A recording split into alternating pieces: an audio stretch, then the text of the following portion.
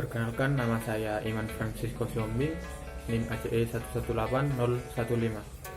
Saya di sini akan menjelaskan tentang pompa dan kompresor, tentang pompa sentrifugal. Pompa sentrifugal memiliki sebuah impeller atau baling-baling yang bertujuan untuk mengalirkan zat cair dari satu tempat ke tempat lainnya dengan cara mengubah energi zat cair yang terkandung di dalam menjadi lebih besar. Pompa digerakkan oleh motor. Daya dari motor diberikan pada poros pompa untuk memutar impeller yang dipasangkan pada poros tersebut. Karena pompa digerakkan oleh motor atau motor listrik, jadi daya guna kerja pompa adalah perbandingan antara daya mekanis yang diberikan motor kepada pompa. Di dalam pompa sentrifugal memiliki daya yang disebut daya sentrifugal.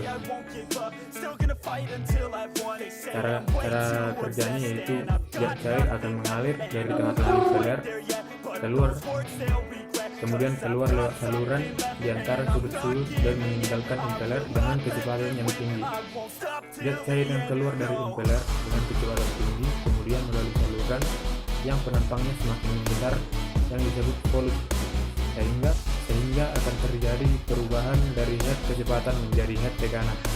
Jadi zat cair yang keluar dari flange keluar pompa head totalnya bertambah besar, sedangkan poros pengisapan terjadi karena setelah zat cair dilemparkan oleh impeller, ruang-ruang di antara sudut-sudut menjadi vakum sehingga zat cair akan terhisap masuk. Di sini saya akan menjelaskan klasifikasi pompa sentrifugal.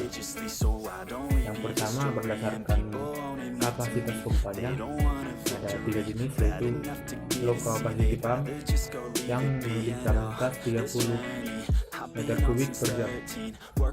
Kemudian medium capacity pump berkapasitas 20 meter kubik per jam sampai dengan 60 meter kubik per jam. Kemudian yang ketiga, high capacity pump berkapasitas lebih dari 60 meter kubik per jam. Yang kedua berdasarkan sistem pemasukan cairan. Yang pertama adalah single pump suction, yaitu pompa sentrifugal dengan satu sisi pengisapan pada impeller. Yang kedua double suction, yaitu pompa sentrifugal dengan 2 sisi pengisapan pada impeller. Yang ketiga berdasarkan tekanan. Yang berdasarkan tekanan ada 3 jenis yang saya ketahui, yaitu yang pertama low pressure pump dengan tekanan 5 kg per cm kontrak. Yang kedua medium pressure pump bertekanan antara 5 kg sampai 50 kg cm persegi. Yang ketiga high pressure pump bertekanan di atas 50 kg cm persegi. Klasifikasi berikutnya yaitu berdasarkan posisi poros pompa. Yang pertama horizontal shaft pump mempunyai poros dengan posisi mendatar. Yang kedua vertical shaft pump mempunyai poros dengan posisi tegak. Yang kelima berdasarkan bentuk rumah.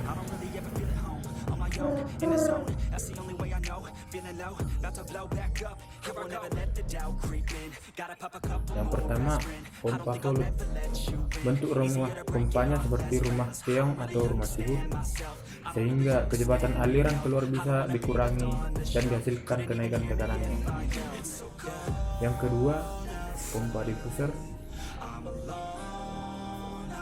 Pompa diffuser memiliki keliling luar impeller, dipasang satu sudut diffuser sebagai pengganti rumah keong.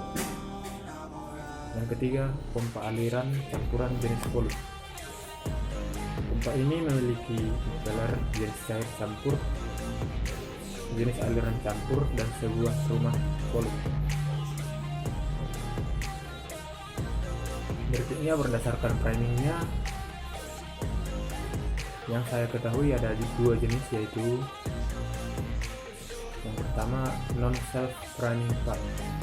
Pada pompa jenis ini Cara mengalirkan airnya terlebih dahulu harus dipancing dengan air, yaitu dengan cara mengisi air fluida secara manual. Sebelum pompa di start atau dioperasikan untuk mengisi fluida pada saluran pusatnya, pertama, non-self running pump. Pada pompa jenis ini harus dipancing atau mengisi aliran fluida secara manual.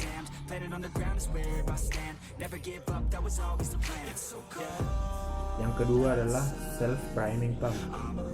Pada pompa ini dapat di start tanpa memerlukan fluida pancingan. Baik, selanjutnya saya akan menjelaskan bagian-bagian utama pada pompa sentrifugal. Pertama yaitu stuffing box. Stuffing box merupakan satu komponen untuk menjaga terjadinya kebocoran pada daerah pompa menembus casing. Jika pompa bekerja dengan suction lift dan tekanan pada ujung stuffing box lebih rendah dari tekanan atmosfer, maka stuffing box dan tekanan pada ujung stuffing box berfungsi untuk mencegah kebocoran udara masuk ke dalam pompa. Kedua yaitu packing, di mana packing digunakan untuk mencegah dan mengurangi kebocoran cairan dari casing pompa melalui poros. Yang ketiga, shaft berfungsi untuk meneruskan momen puntir dari bongkar selama pompa beroperasi. Yang keempat, shaft sleeve berfungsi untuk melindungi poros dari erosi, korosi, dan keausan. Yang kelima, vent, yaitu sudut dari impeller sebagai tempat berlalunya cairan pada impeller. Yang keenam, casing, yaitu bagian paling luar dari pompa yang berfungsi sebagai pelindung elemen yang berputar. Tempat kedudukan diffuser, inlet, outlet, nozzle, serta tempat memberikan arah aliran dari impeller dan mengkonversikan energi kecepatan cairan menjadi energi dinamis, yaitu energi dinamis single stage. Ini eye of impeller, bagian sisi masuk pada aliran pusat impeller. Kedelapan, impeller, yaitu bagian paling penting pompa sentrifugal, di mana terjadi perubahan energi mekanis berputaran menjadi energi kecepatan.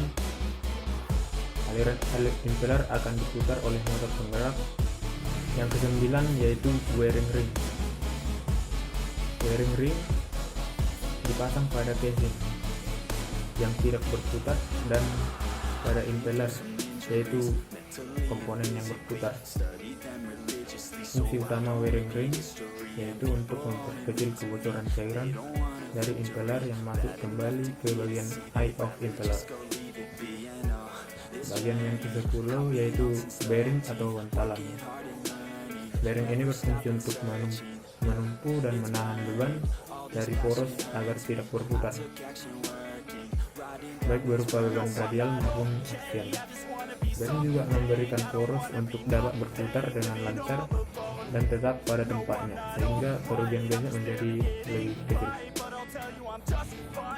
Bagian yang ke-11, discharge nozzle. Komponen ini merupakan saluran cairan keluar dari pompa dan berfungsi juga untuk meningkatkan energi tekanan keluar pompa.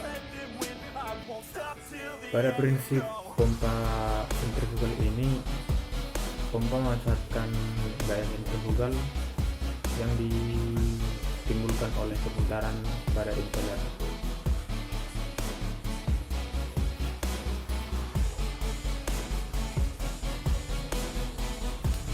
Dan kemudian gaya yang diciptakan oleh sentrifugal adalah gaya kinetik. Jumlah energi yang diberikan ke cairan sebanding dengan kecepatan pada piringan luar impeller. Semakin cepat impeller berputar, maka semakin besar energi diberikan kepada cairan.